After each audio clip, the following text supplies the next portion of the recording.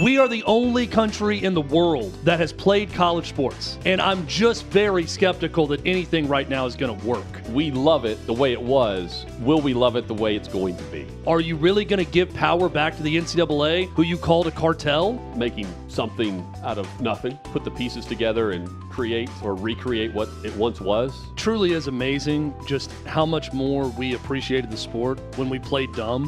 The SCORE Act, for those that are unfamiliar, it's a bipartisan piece of legislation that was advanced through the House's Commerce, Manufacturing, and Trade Subcommittee, and President Trump is behind this as well. It includes, though, a stipulation that would deter and not allow individual states to create or maintain laws surrounding name, image, likeness. And that's why we're eager to talk with Jonathan Skrmetti, the AG for Tennessee, a bit later in today's show.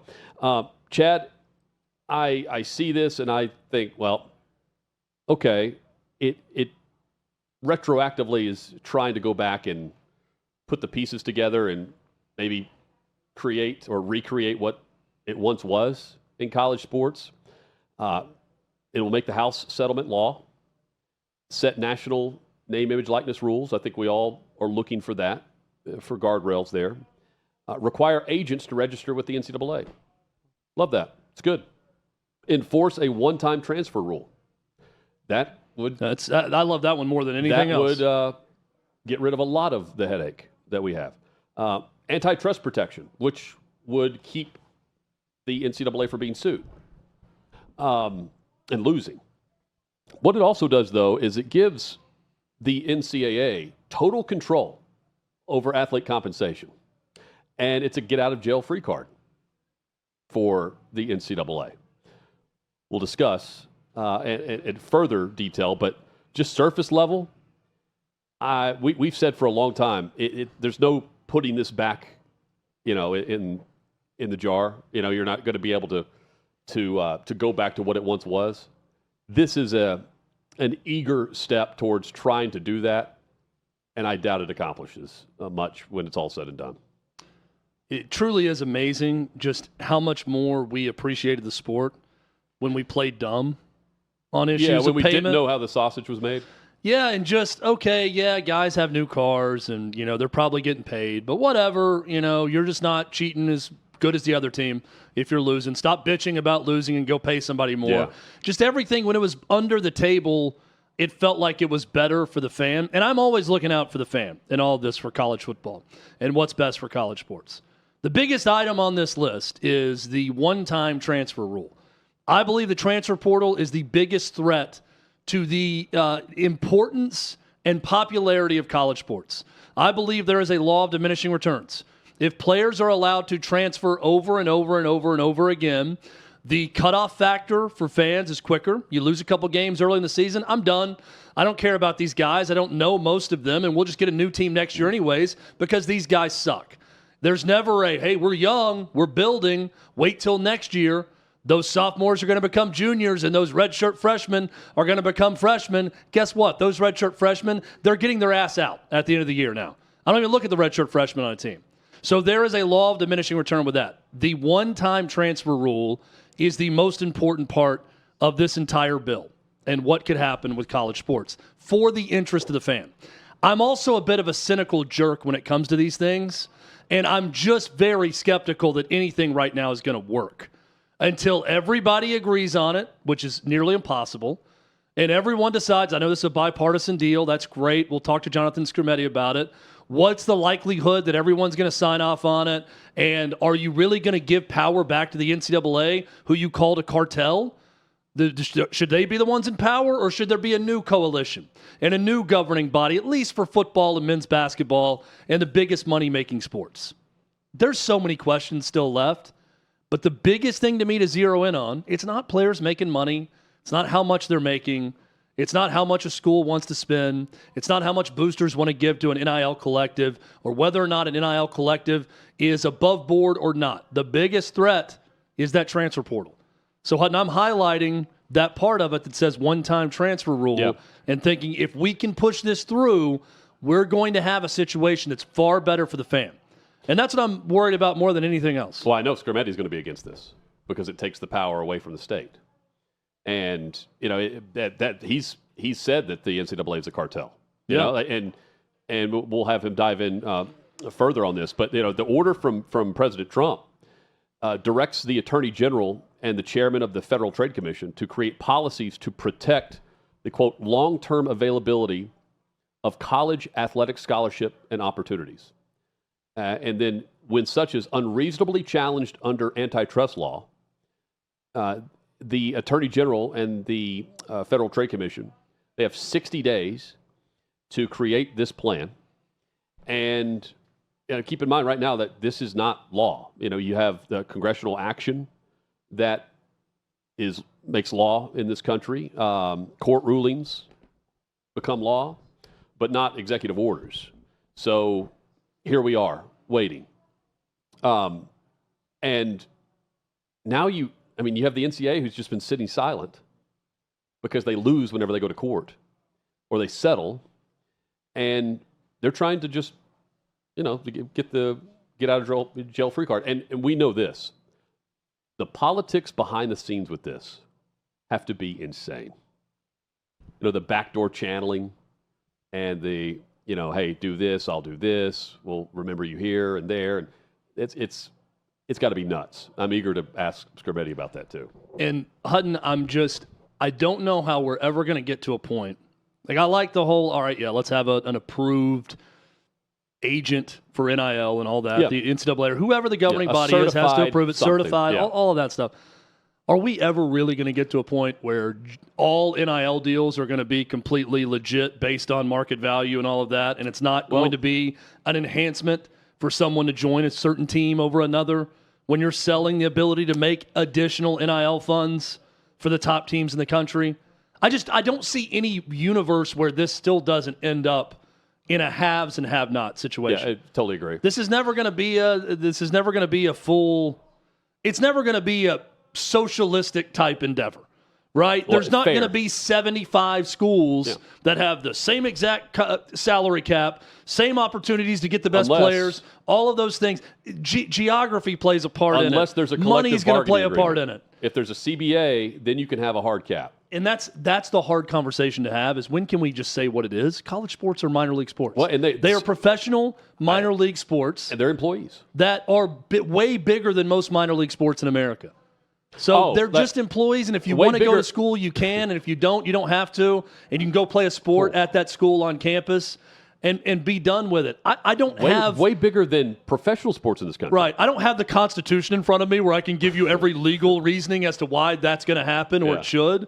And I know there's all these things about Title IX and collegiate athletics and all. We are the only country in the world that has played college sports for as long as we have.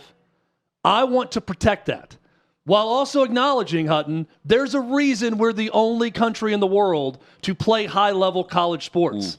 Because it doesn't make any sense to anyone else. And it hasn't for years, but we love it. And I want to protect it as much as we can while knowing that it's never going to be the same. Well, we love it the way it was. Will we love it the way it's going to be? No. And then, see, that's the issue. Is I've said this, as long as Saturday still feels like Saturday to me, I'm okay with whatever's going on behind the scenes, underneath the surface. But as soon as that changes, I'm pissed off about it. But I haven't reached that level yet. And I got I do this every year. I say that I'm not going to, but I always get a physical copy of a college football magazine. And while I was in the airport in Omaha, I got the Athlon magazine. Okay, cool. I like the card stock, the paper stock of the cover. Okay, yeah. Was not the glossy, like plasticky finish. You like it was like a hardcore. It wasn't even that. It was like a hardcore paper that was heavier. Yeah. But I really enjoyed that. So the touch. They spared no expense. Hutton, the touch. I want to reach out and touch something. I'm not going to touch you. Don't worry. Don't call HR. Yeah. I won't kiss you on the forehead either. Yeah. But I wanted to touch something. Wants to do that. Physically, I wanted to touch it. I wanted to hold it. I wanted to have the college football season in my hands. And what I opened up that magazine, what I saw, broke my heart and also just gave me this overwhelming sense of, hell yes, that's college football. You know who's college football? Avery Johnson coming back to Kansas State. Rocco Becht coming back to Iowa State. Luke Altmaier, who was at Ole Miss before, but now at Illinois, coming back. Guys that I'm reading their names, and I'm like, I remember watching their highlights and watching their games a year ago, or maybe even 2 years ago. And it's amazing that they're coming back to that school. And there's familiarity there with great players. And you don't care what associating with what they're certain getting paid schools. whenever you're reading this preview. You know what I mean? The fact they're back in school, at the school they were at before. Yeah, it doesn't play a factor for me either, at least not yet. Oh, but that's the one time I felt like this feels like 2009. When I'm reading those team previews of everybody coming back or a lot coming back, especially at quarterback, it warms my damn cold heart, and I want to see more of it. And to do that, you've got to limit the transfer portal. It's the biggest threat to the sport. That's what. But see, you have to have the governing body in order to enforce it. And this executive order and the thought with this would be that the NCAA gets all the power back. They can't be sued. They're going to have the antitrust carve out for them, and they're going to control compensation. Yeah, good luck with that. We're going to get to a point where there's going to be a salary cap of some sort. They're going to legitimize it by making it a pro sport, essentially. And then all that's going to happen is Ohio State's going to pay more money in NIL. Georgia's going to pay more money in NIL. Michigan's going to pay more money. Sure. All the big boys are going to do it. The split off happens too. But guess what? We're kind of right. As long as you get rid of the portal stuff, we're right back to where college football was the last 20 years, right? Where a handful of teams could win it every year and no more than that. It's really no different. Minus the university being able to pay. Yeah. That's really the big And challenge. there's going to be a lot of associate athletic directors that lose their job because they're not going to be able to afford, $500,000 for your 12th associate AD at a school. Think about this. Because that money's going to go to players. So the NFL made roughly $20 billion. Okay? Mm-hmm. When it's all said and done, wrapped up in a bow. It's billion with a B. College football, $12 billion. That's second, by the way, in sports. A lot more teams to divvy up, the cost of that. But think about what we're talking about here. Like it's not. It's $12 billion without any conference pulling in the same direction together. Right? Like no one's really on the same team, and yet it's still making that much money. That's what all this is about. The NCAA wants to keep their cash cow. I'm curious what the number would be if the major conferences got together and did an NFL-type collectively bargain deal and went to networks on their own. It'd be far less than $12 billion, I think, because we're accounting for all of college football with that. And it hasn't really kicked in yet. It would be interesting to see what they would make, but it doesn't benefit them right now, especially if you're the SEC or the Big Ten, because you're making boatloads of money and you're splitting it 14 ways or 16 ways or 16 ways or 18 ways, actually. Yeah. And you're not really having far better than 70. And the players are still not getting what the actual split would be if you had the NFL model. The players are getting 49.5% of every dollar in the NFL for what's made off of media rights, parking, ticket sales, all that. Not in this case. It's like 9%. Craziness. Jonathan Skrmetti is the Attorney General for Tennessee. He's the Chief Legal Officer for the state. He joins us here in studio. Good to see you. Thanks for having me. Great to be here. Fair that you want legislation as well? It's the only solution in the long run. Has to be federal legislation. And it just doesn't need to be what we're seeing right now with the SCORE Act, right? Because this would take all of the power away from the state, put it back with the NCAA, and it would be federal law? Right. I mean, this would lock in the NCAA as the complete overlord of college sports. And if they had a good track record of running the show, that'd be one thing. But we've seen biased enforcement. We've seen, infractions that are really minor getting hammered. And we've seen what looks like really bad stuff getting ignored. If you lock them in, there's no telling what they're going to do. So you've called the NCAA an unaccountable private cartel. Go a little bit further with that for me. That's strong. Where are you coming from when you say that? And do you think they ever change enough to change your stance on what you see? So, I mean, they're a cartel because they're a monopolist, and the courts have recognized over and over and over they have a monopoly over Division I college sports. They just do. And with monopoly, there's always the concern that because there's no competition, because there's no accountability, the people with power are going to abuse that power. It's just like our political system. Yeah. If you concentrate power, it's going to be abused. The NCAA has no reason to change if it's not accountable to anybody. All the bad conduct we've seen in the past will absolutely continue no matter who's in charge because the structure doesn't promote accountability. You have to have some sort of external oversight for the system to work. If not the NCAA, who? Right? Who is the governing body? Is it a new coalition? Is it in part led by government? I'm trying to find the solution because I don't disagree with what you're saying about the NCAA. Or do you piecemeal this thing together and put football in one box and men's basketball in another and have governing bodies for each of the sports? I mean, there's an option there. It doesn't matter who has the power, though. If the power is unchecked, you're going to have the same problems over and over and over again. If government's involved to some extent, it needs to be a limited extent, but it needs to be a real check on the authority of whoever's making the decisions, because we've seen the NCAA not follow its own rules. And at the end of the day, that's the problem. There has to be some constraint. So whether it's the NCAA, whether it's a combination of the NCAA and the conferences, whether it's sport by sport, people ultimately have to either be able to get into the courts or get to some other truly independent body to act as a check on the day-to-day exercise of power by whoever's in charge. Is this sustainable of the way we knew college sports, of college athletes at the highest level, right? I've joked for a while that we haven't heard about anyone being academically ineligible since COVID for bowl games, right? Like I don't hear about people going to class. I don't hear about them not passing or getting kicked off the team for that reason. Is the old way we thought about college sports of student-athlete, is that dead, or can we bring that back with whatever model we move towards? We can bring it back, but it has to be done in a way that recognizes modern reality. So you can make sure that the students are really students, but you can't make sure they're poor. With the amount of money that's coming into college athletics, particularly in football, but any of the revenue-generating sports, if you don't create some mechanism for the players to get a piece of that, when they're creating vast fortunes for all sorts of people, inevitably people are going to go around behind the back and create all sorts of really shady opportunities like we've seen over and over. Nice cars for the football players, money in paper bags. There has to be a system to be sustainable that lets them get some sort of compensation like through NIL, and then there has to be an oversight body that acts in a fair and just way, which means it's got to be responsive to some external oversight itself.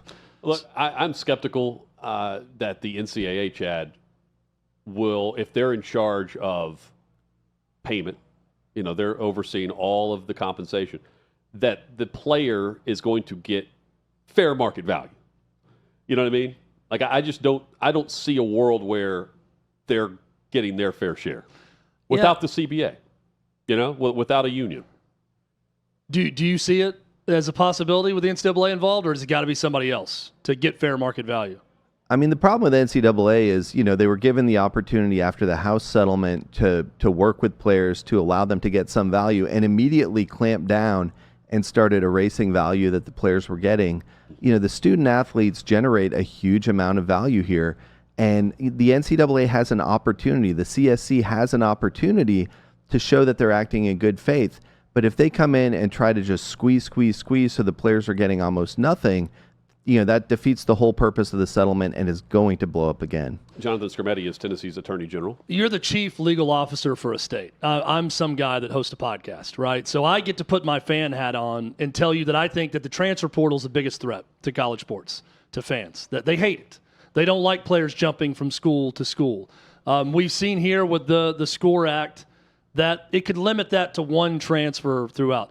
I just feel like until there's a legitimate contract and it's collectively bargained, there's going to be lawyers who are always going to argue you can't limit their movement, because in limiting their movement, you're limiting their ability to make money.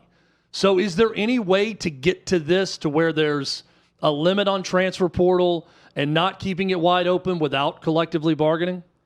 I mean, in theory, there are some other ways that you could do it through legislation. First of all, it is killing college sports. You need to make sure that people, when they invest in a player on the team that they love, they don't have to worry about that player getting recruited the same year and the year after and the year after. The coaches are going to die if they have to keep recruiting the entire team every year. It's impossible. It's impossible and sucks the joy out of it. But the players are not indentured servants. There has to be either some sort of incentive on the front end or some sort of rule in the context of a system that ensures that they're getting value for what they create to make sure that they're just not getting hosed. So big changes have to happen there. But without a solution to the transfer portal issue, I think that is existential to college sports. Surface level this for me. If all of a sudden athletes were considered employees, how does that change the landscape immediately? I mean, it brings way too many lawyers into the situation. Okay. There's so many employment-related laws out there.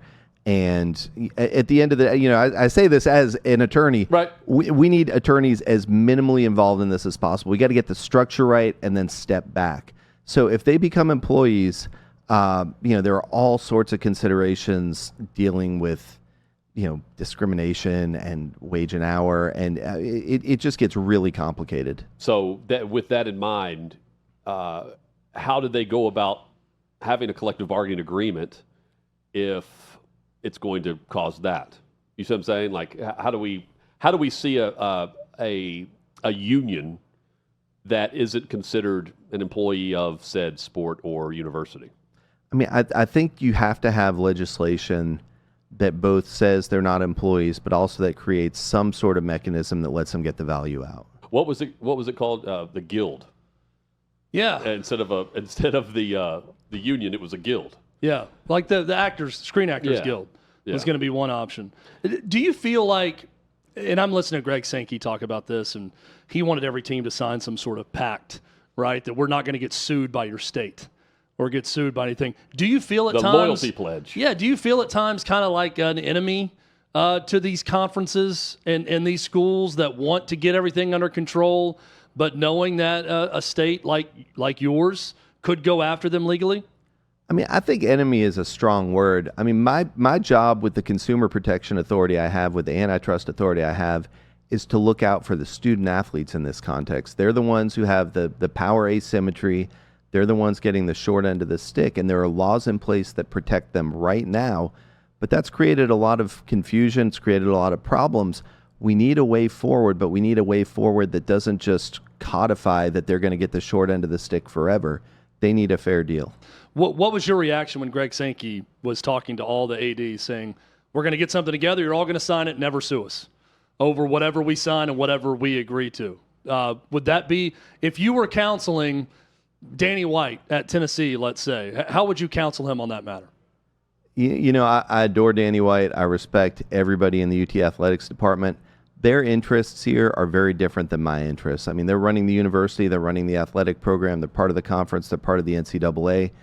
I have a completely independent obligation to the people of Tennessee, to the student athletes of Tennessee. And, I think for a sustainable solution, we all need to get on the same page, but they're coming from a very different direction than I am here. I know, you've been very active with the Commonwealth of Virginia, the state of Florida. How often do you keep in touch with each state just based on this issue? How's that group text? Is it firing off right now? Well, DC's involved, New York is involved. I know with the response that you had to the SCORE Act. Yeah, and we put the letter together really quickly, so we just reached out to a few of the involved states here. There's no group text, but we get together fairly regularly. We talk a lot. There are some very different people involved, right? Tish James in New York has a much different approach to things than James Uthmeyer in Florida. But we all recognize that the NCAA has been a bad actor in the past. I respect that Charlie Baker is trying to clean things up. I've heard from a lot of people who know him that he's a good guy, but it's the structure that's the problem. And so you're looking at AGs who consistently look at big, powerful entities and make sure that they are not abusing their positions in the market. And this is just like all those other times. This is no different than looking at big tech or looking at pharmaceuticals. What is it like behind the scenes with this, with the back channeling or the backdoor deals or whatever else is going on right now? Is it fair to assume that with this act, that the NCAA could also be negotiating behind the scenes, and we would never know the difference? We would not be able to tell the difference whenever a law would be signed and enforced? I mean, my read here is that the NCAA was working behind the scenes to try to move this really fast because there's a lot of good reasons to oppose it. And I think they had a shot to potentially get it through. They got bipartisan support for it. It seems like they're going to have trouble in the Senate, but I mean, I'm not a professional vote counter up there. I don't know for sure. But, I hope they have a contingency plan after this because we need a real solution where everybody works together to make something that lasts. Why is it best to keep it state by state, where we could have within one conference states battling each other on NIL law or enforcement or restrictions instead of what we have now, what we're discussing, which would be a governing body? I mean, I think a federal law could clean things up if it's just state by state. Mm-hmm. And you end up in the race to see who can get the best, most lucrative NIL laws. Constantly changing. Yeah. I mean, that's unstable, and we don't want unstable. We want to get to a point where everything normalizes and people can just enjoy college sports. So if there's federal legislation that creates a structure that can endure, that is accountable, that solves the problem, that doesn't concentrate too much power, you don't necessarily need state-by-state action. The state-by-state action you see right now is because there has been no overarching structure that works. There's been a real leadership vacuum from the NCAA. They've seen these problems coming. This has developed over a long period of time. It's well past time to find something that solves it. And if it's not with this, do they have another lifeboat? Do they have another, ninth? They have a ninth life, I guess, is what I'm saying. Because it seems as though this is their last plea to get reinforced as the governing body. The American people want college sports, and Congress ultimately answers to the American people. So in theory, you can get a group of legislators sitting down with the NCAA and other interested parties, hammering out a solution, rather than having the NCAA put something together and try to slip it through fast. You actually have deliberation. You have people recognizing the trade-offs. You have representatives of the players involved one way or another, the student athletes. You can create legislation that works. The problem isn't that it's federal legislation. The problem is it's the SCORE Act, and the SCORE Act is a bad piece of legislation. Timetable on this? I know there's like a 60-day window where the president wants to have information back to him. Beyond that, though, I mean, it's not like it's law immediately, right? It's this is a process that takes some time. Yeah, it's a painful process, and the president's involvement, I think, motivates everybody to move fast on this. He's saying we need guardrails. He's right. Yeah. There have to be guardrails here.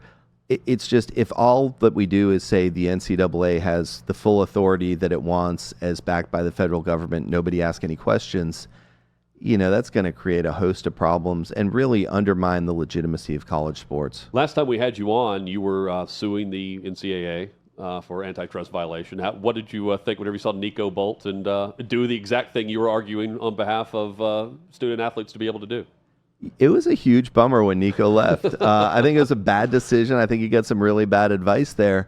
But the principle applies. I mean, the NCAA said there were no rules, and then it turned around and it was looking to, with draconian severity, enforce its rules out of the blue, at least in some instances. And their rules were illegal. So, I hate that Nico did what he did, but it was the right thing to do. We had to check that abuse of authority. Well, and you bringing that up, it sparked there are people behind the scenes that do not want to go public. I'm saying universities, because they fear retaliation from the NCAA. Is that still going on? Everybody fears retaliation from the NCAA, which is why they can't federalize the power. I mean, at that point, everybody just needs to knuckle under. I don't think Nico, by the way, looked at the cost of living and the tax situation in LA. The tax situation compared is to Knoxville brutal. when making his decision. Yeah. He's making less money also. But, I'm with you. That was some poor advice he received. But he was able to do it because of Jonathan Skrmetti. And now Nico's saying that he left because all of his family was in is that L.A. right? And I'm thinking, your entire family moved to Knoxville with you. They were there. Now you're moving them back to L.A. Very odd. What's next in all of this? I mean, No idea. my hope is everybody steps back, takes a breath, realizes you can't just hammer down a solution that benefits one party here. You got to get something that works for everybody. Thanks for joining us today in studio. Great to see you in person. And look, I just know this, Chad. Well, if you see the name Jonathan Skrmetti, Attorney General, State of Tennessee, chances are he's bringing the heat. He's going to win. This man wins. Yeah. That's what we found out the last time he challenged the NCAA. And the only time the NCAA wins is with federal legislation, right? Potentially. Is that what I'm saying? If they can pull it off. Okay, well, I just know there's a lot of money at stake. We said right before you walked in, $20 billion is what the NFL has last year. $12 billion This is their revenue. was football for college. College I mean, football. that is nuts. That's the second largest entity, and It's a lot of money at play for someone. exactly. And Charlie Baker better have the cell phone a lot number of to a reasons lot to of protect it. lot of lawmakers. Yeah. I'm sure he does. Thanks for coming in. Thanks for having me. There is Jonathan Skrmetti, the Attorney General for Tennessee.